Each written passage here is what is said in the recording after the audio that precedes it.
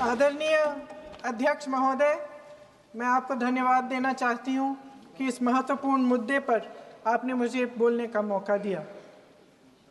ये अलग बात है कि सत्ता पक्ष के लोग सब मेरे बोलने से पहले ही भाग गए।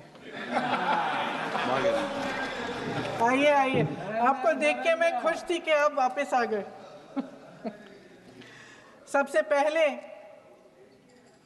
मैं उन सैनिकों, उन जवानों, उन अफसरों को नमन करना चाहती हूँ जो हमारे देश के रेगिस्तानों में, हमारे देश के घने जंगलों में, बर्फीले पहाड़ियों पे हमारी देश की रक्षा करते हैं, जो हर पल देश के लिए अपनी जान देने के लिए तैयार रहते हैं। 1948 से लेकर अब तक, जब से पाकिस्तानी रेडर्स ने कश्मीर पे हमला किया, तब से लेकर अब तक हमारे देश की अखंडता की रक्षा करने में उनका बड़ा योगदान है।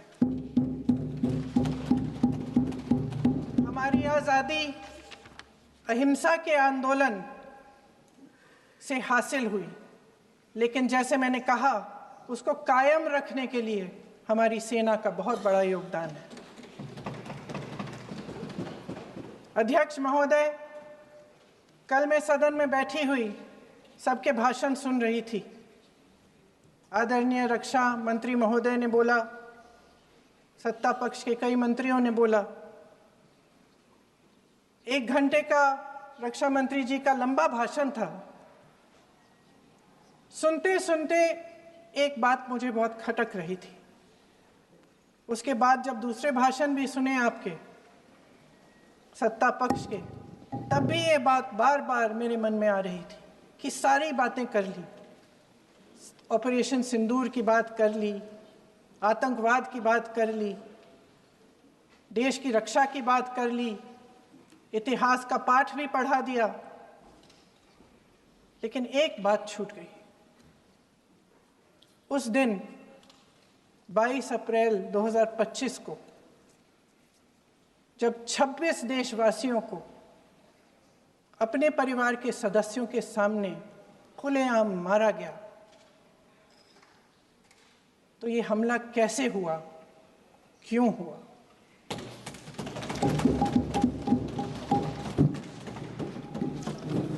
अध्यक्ष महोदय, ये लोग बैसारन वैली में, पहलगाम के पास कश्मीर में क्या कर रहे थे? आजकल पब्लिसिटी का दौर है, प्रचार का ज़माना है। कुछ समय से हमारी सरकार ये प्रचार कर रही थी कि कश्मीर में आतंकवाद ख़त्म हो गया है, कि कश्मीर में शांति है, अमन चैन है।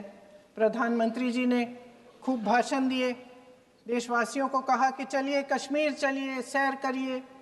कई बार मैंने ये भी देखा मीडिया पर, टीवी पर, कि कश्मीर जाइए, ज़मीन खरीदिए, अब वहाँ अमन चैन है, शांति का वातावरण है। इसी बीच शुभम द्विवेदी, एक कानपुर के नौजवान, और उनके पूरे परिवार ने तय किया कि वो कश्मीर जाएंगे। शुभम द्विवेदी की 6 महीने पहले शादी हुई थी।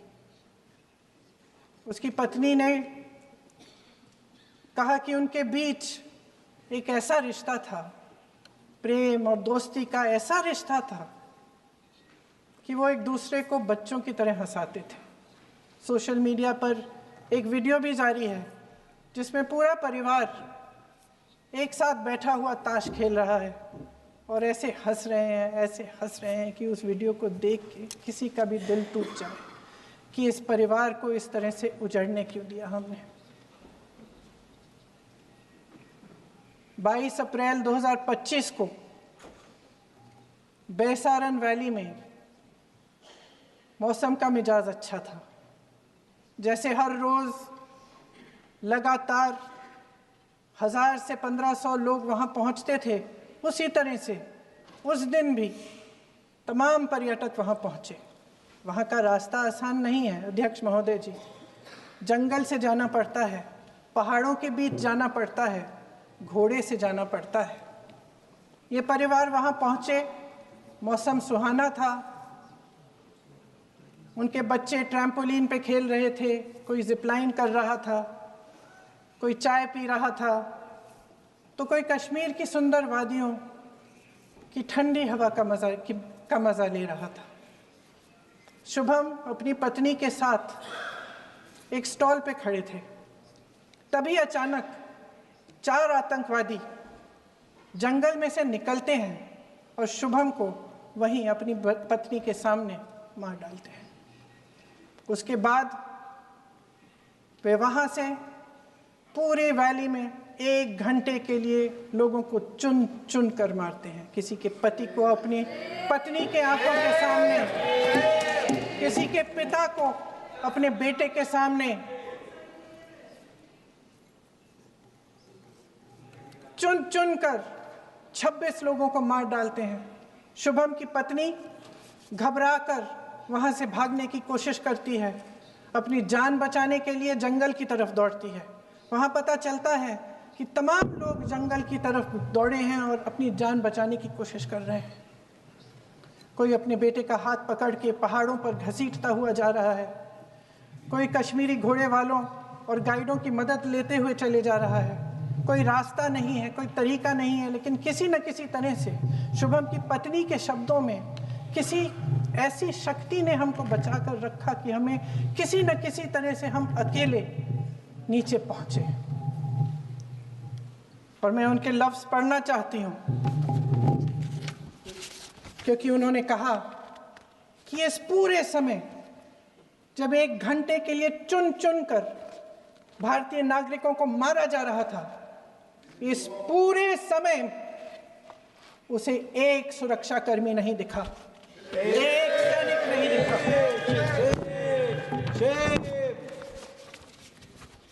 शुभम की पत्नी ने कहा, कोट, मैंने अपनी दुनिया को खत्म होते हुए देखा, अपनी आंखों के सामने एक सिक्योरिटी गार्ड नहीं था।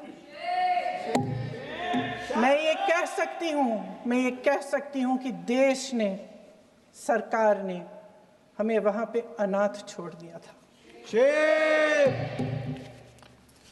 सिक्योरिटी क्यों नहीं थी वहां पे एक सैनिक क्यों नहीं दिखा? क्या सरकार को मालूम नहीं था कि यहाँ रोज 1000 से 1500 पर्यटक जाते हैं? क्या सरकार को मालूम नहीं था कि यहाँ के को पहुंचने के लिए जंगल के रास्ते से जाना पड़ता है? अगर कुछ हो जाएगा तो लोग वहां से निकल नहीं पाएंगे। एक चिकित्सा का इंतजाम नहीं था, फर्स्ट एड का इंतजाम नहीं था, कोई इंतजाम नहीं था, ना सुरक्षा का ना फर्स्ट एड का। इन लोगों को भगवान भरोसे छोड़ दिया गया। ये लोग वहां पे इस सरकार के भरोसे गए और इस सरकार ने उन्हें भगवान भरोसे छोड़ दिया।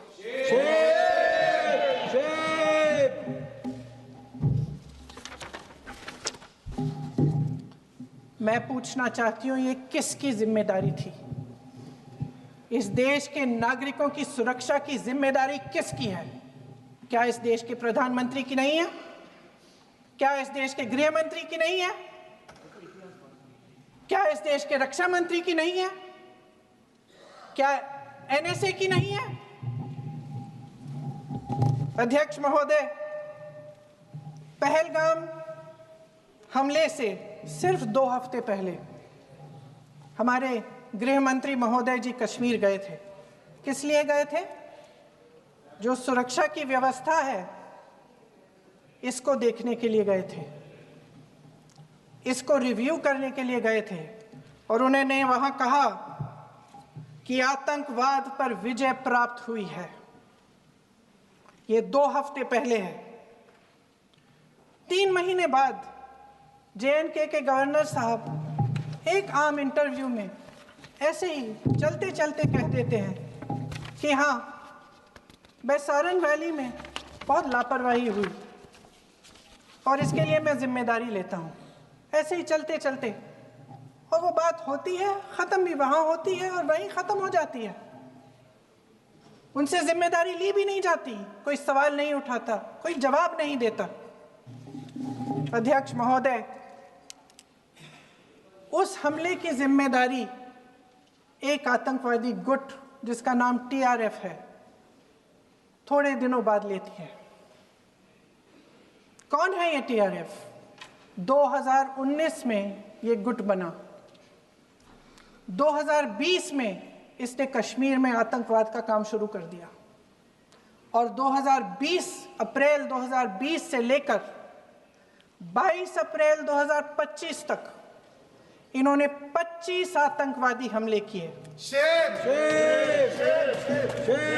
गृह मंत्री महोदय ने जब यूपीए सरकार के समय के आतंकवादी हमले गिने तो लगभग 25 गिनवाए थे अभी अपने भाषण में।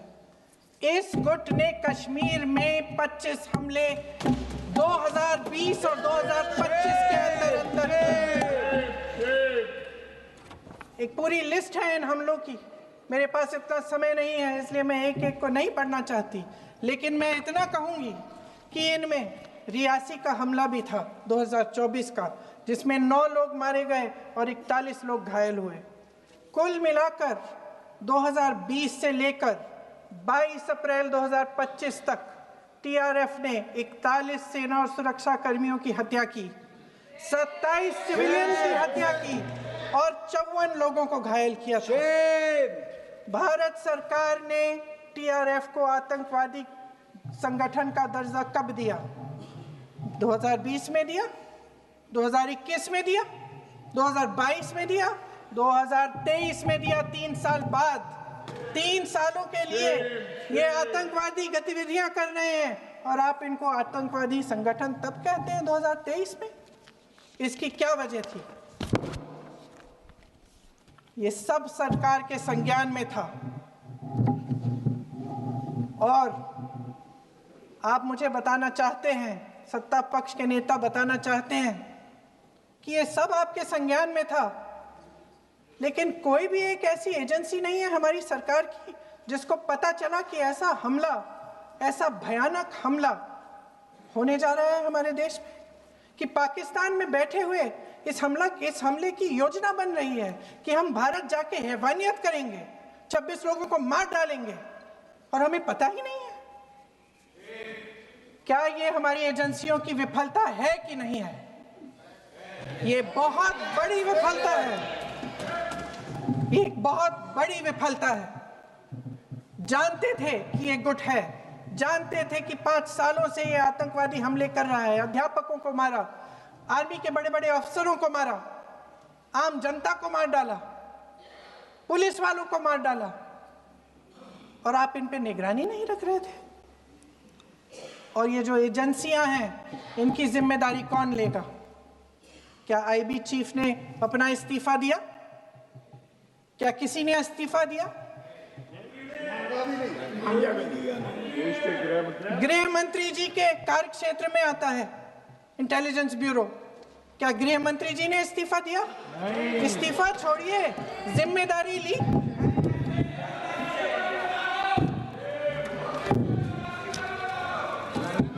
साहब देखिए, इतिहास की बात आप करिए, मैं वर्तमान की बात करना चाहती हूँ।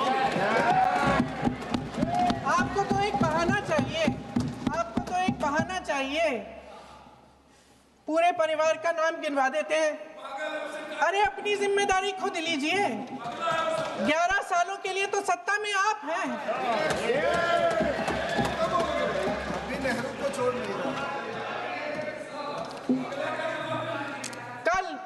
कल माननीय गौरव गोगोई जी ने अपने भाषण में पूछा गृह मंत्री जी से, क्या आपकी जिम्मेदारी नहीं थी? मैं देख रही थी। राजनाथ जी, रक्षा मंत्री जी यूं यूं अपना सर हिला रहे थे, कुछ बोले नहीं। अंदर से ये महसूस हुआ होगा कि यहाँ कुछ जिम्मेदारी थी, लेकिन माननीय गृह मंत्री महोदय जी हंस रहे थे, वे हंस रहे थे।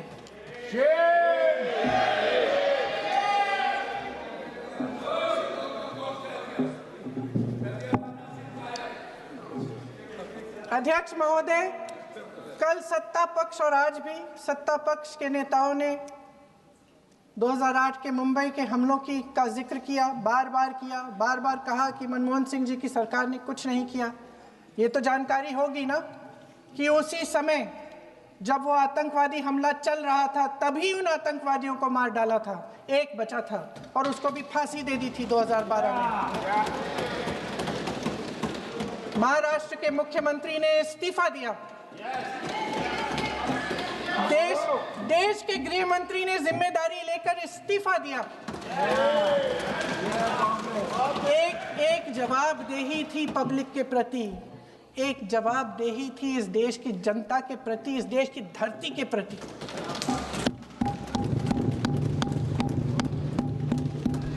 राजनाथ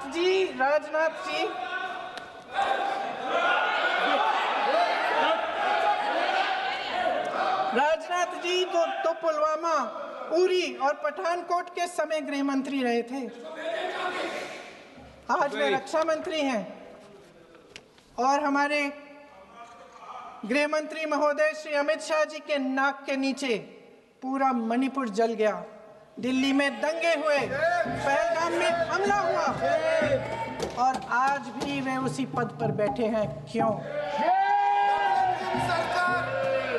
अध्यक्ष महोदय, बमबारी से अखबारों के हेडलाइन बनते हैं, मगर कहानी सुरक्षा में की चूक में भी है। आज देश खोखले भाषण नहीं सुनना चाहता, देश जवाब चाहता है, तसल्ली चाहता है कि सच उससे छिपाया नहीं जाएगा। देश जानना चाहता है कि उस दिन अप्रैल 22, 2025 को क्या हुआ और क्यों हुआ। आप तो खुद अपनी पीठ थपथपाने में लगे रहते हैं। सेना, देश, संसद से सच छुपाते हैं। ऑपरेशन सिंदूर जब शुरू हुआ, हम सब ने समर्थन किया, सब एकजुट होकर खड़े हो गए इस देश के लिए। दोबारा होगा, दोबारा खड़े हो जाएंगे। अगर हमारे देश पे हमला होता है तो यहाँ इस सदन में किसी भी पार्टी का हो, कोई भी हो, सब आपका समर्थन करेंगे। और हमें अपनी सेना पर गर्व है कि उन्होंने इस बार भी दृढ़ता से लड़ाई लड़ी, धैर्य से लड़ाई लड़ी, वीरता से लड़ाई लड़ी। लेकिन इस ऑपरेशन का सिंदूर का क्रेडिट, उसका श्रेय तो हमारे प्रधानमंत्री जी चाहते हैं। सही भी है, ठीक है, सही है, श्रेय ले। ओलंपिक्स में हमारा मेडल आता है, उसका भी श्रेय लेते हैं। लेकिन सिर्फ श्रेय लेने से नहीं होता नेतृत्व, जिम्मेदारी भी लेनी पड़ती है।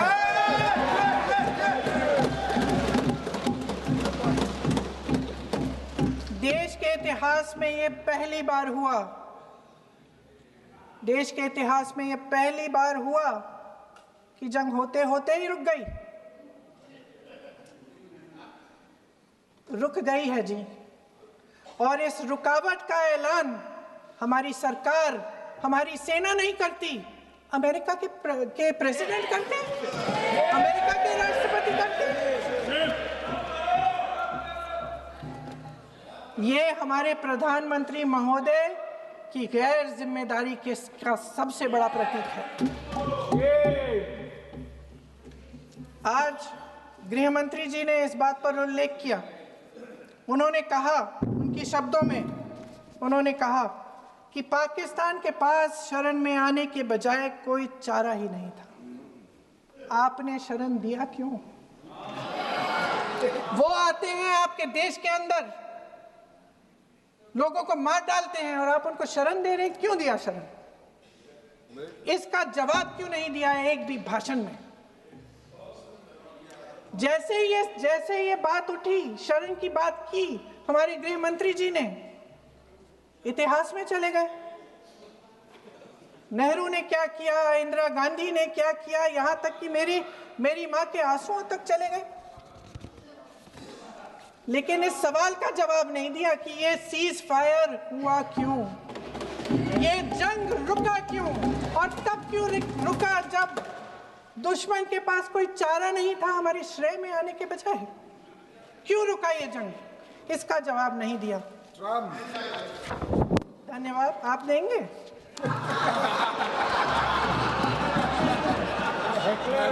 मंत्री देना भाई, देना। आपको टाइम मिलेगा तो, टाइम नहीं मिलेगा आपको शायद। वैसे महोदय, मेरी माँ की आंसू की बात किए, मैं इसका जवाब देना चाहती हूँ। मेरी माँ के आंसू तब गिरे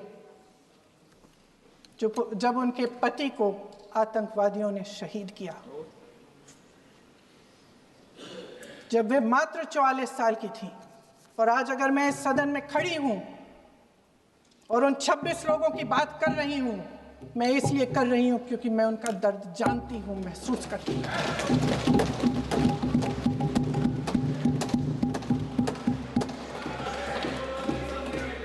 अध्यक्ष महोदय, मैंने कहा कि देश का नेतृत्व सिर्फ उपलब्धियों का श्रेय लेने से मजबूत नहीं होता।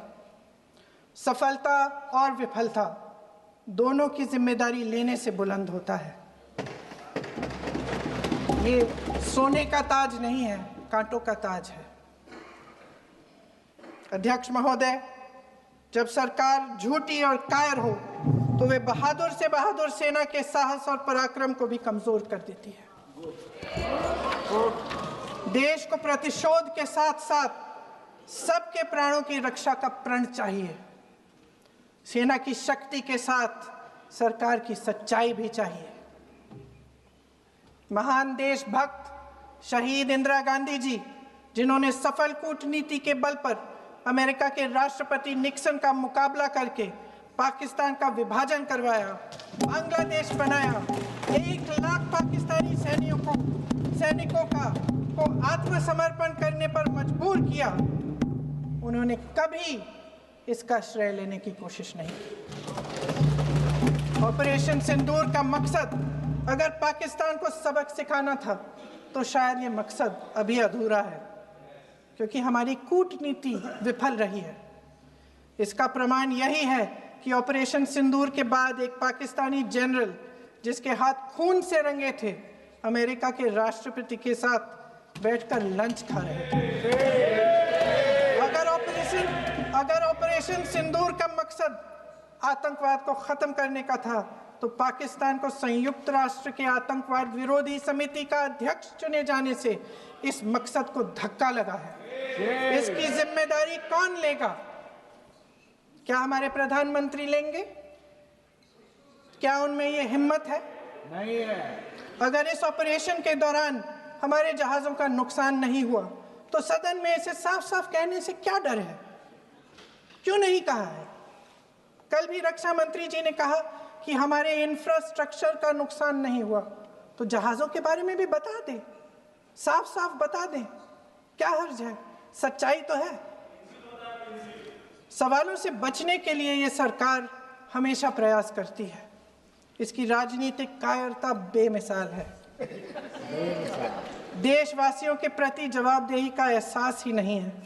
सच्चाई ये है कि इनके दिल में जनता के लिए कोई जगह नहीं है। सब राजनीति है, सब पीआर है, सब प्रचार है, सब पब्लिसिटी है। देश की जनता के लिए आपके हृदय में कुछ नहीं रहा। बहुत समय हो गया है आप इस प्रचार में ही लिप्त हैं, जनता को देख नहीं पा रहे हैं। जी माननीय, जो पहलगाम में हुआ, खत्म करती हूँ, जो पहलगाम में हुआ उससे हर एक देशवासी के दिल पे चोट पहुंची है। हिमांशी नारवाल की गुहार ने हम सबको शर्मिंदा किया है। इसीलिए मैं आज यहाँ खड़े हुए एक आखिरी बात करना चाहती हूँ।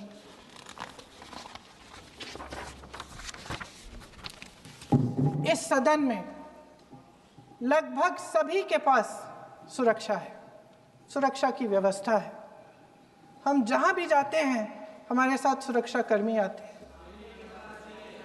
आपको भी मिल जाएगी, आप मंत्री बन जाएंगे, आपको भी मिल जाएगी। मैं मजाक की बात नहीं कर रही हूँ, थोड़ा सा धैर्य रखिए। उस दिन पहलगाम में 26 परिवार उजड़ गए। 26 लोगों को अपने परिवार के सदस्य के सामने मारा गया। 26 बेटे, पति, पिता गुजर गए। उनमें से 25 भारतीय थे। भारतीय थे।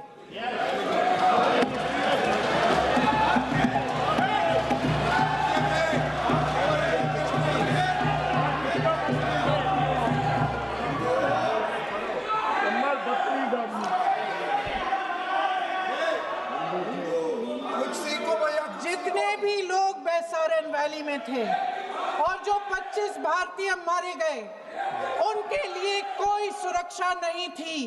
कोई सुरक्षा नहीं थी। आप कितने भी ऑपरेशन कर डालें, आप इस सच्चाई के पीछे छुप नहीं सकते, इसे नकार नहीं सकते। आपने उनको सुरक्षित नहीं किया। कोई शर्म नहीं है, कोई शर्म नहीं है, कोई शर्म नहीं है और ना कभी होगी। सुन लीजिए, सुबह भी मैं शिव मंत्र बोल के आई हूं।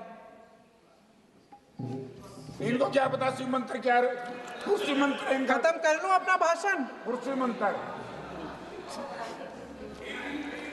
मैं एक बार उन 25 भारतीयों के चुप रही।